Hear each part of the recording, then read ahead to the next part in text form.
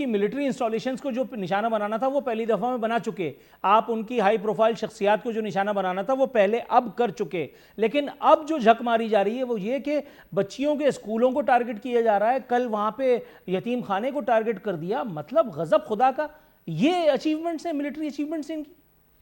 हाँ, और इन्होंने ये इवन पार्क्स पे बॉम्बिंग कर रहे हैं। हाँ।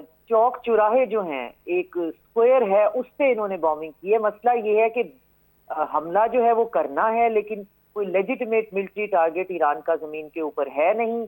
और जो इसराइल की तरफ से जो टारगेट दिए जाते हैं वो वही रोबोटिक सिस्टम है जो कि गजा में है, और वो इसी प्रोग्राम पर सेट हुआ हुआ है। अब तो बाकायदा लोग जो है वो इसको मान रहे हैं, तस्लीम कर रहे हैं कि वो गजा का जो जेनोसाइड है, वहां पे उस कमरे के अंदर एक इंसान होता जरूर है, लेकिन बाकी सारा ऑटोमेटेड होता है, और टारगेट जो है वो ऑलरेडी उसको फीड कर दिए गए होते हैं, और वो स्टार्ट होते हैं किंडरगार्टन से, स्कूल से, हॉस्पिटल से, और फिर फायर ब्रिगेड, और उसके बाद लॉ इन्फोर्समेंट, पुलिस है, इस तरह का जो है।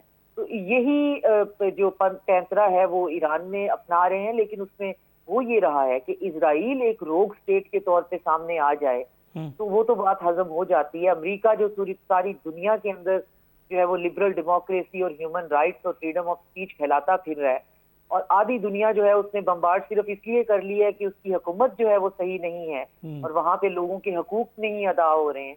तो उनके लिए अब डोमेस्टिकली इस चीज को हजम करना बहुत मुश्किल हो जाएगा, और उनको कोई ऑफ रैम्प चाहिए, और कोई सेन माइंड जो है वो मिल बैठकर इस पागल जो कोलिशन है, ये जो पागल इकट्ठे हो गए हैं, पीट हेक्सेथ है वो आके कोई नई बात कर देता है, वो कहता है जी हम बॉम्ब्स के साथ निगोशिएशन कर रहे हैं। मार्को रूबियो जो है जी। वो एक नई स्टेटमेंट दे देता है। तो इनको समझ नहीं आ रही है, इनकी बदहवासी का ये आलम है कि इनको इस वक्त एक विक्ट्री चाहिए अपनी बचाव के लिए, और विक्ट्री इनको दिखाई नहीं दे रही, और वो विक्ट्री जो है वो तवक्को कर रहे हैं कि इनको कहीं से लेकर दे मैडम दी आपने जाए।